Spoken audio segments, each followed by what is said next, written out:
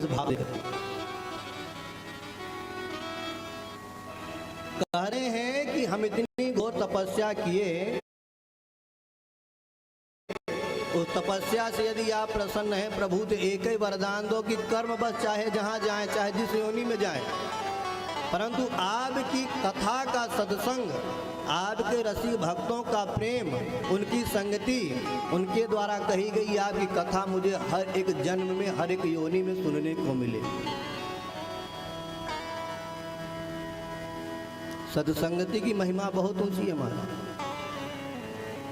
सच्चे संत का अगर संग हो जाए तो जीवन सुधरने में समय नहीं लगता। श्री देवर्षि नारद जी महाराज जिनकी जिनकी संगति किए, जिन जिन ने उनका साथ किया, सत्संग किया, सब तर गए। वो चाहे अमरीश जी महाराज रहे हो, चाहे ध्रुव जी रहे हो, चाहे प्रहलाद जी रहे हो, सबको भगवत प्राप्ति भगवान की प्रेमी संत जनों के साथ होने से ही हुआ।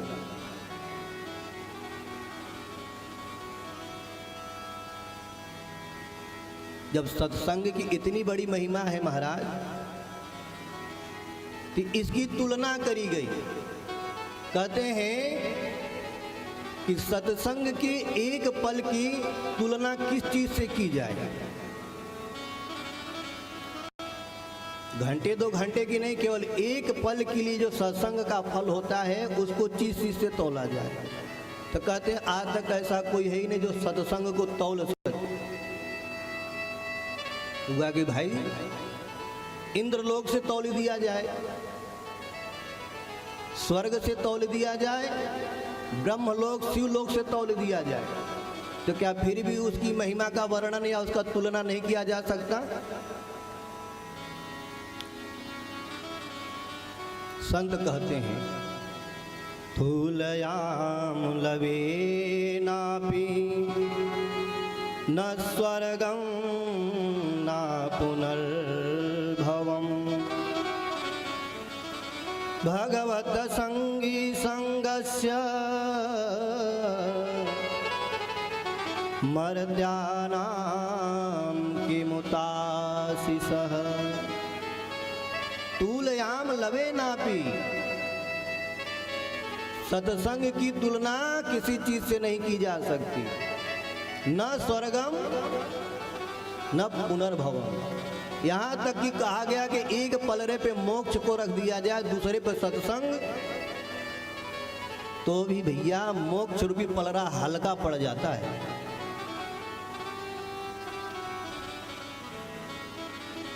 पूज्यपाद श्री गोस्वामी जी महाराज कहते हैं तात स्वर्ग अपवर्ग सुख धैर्य तुला एक अंग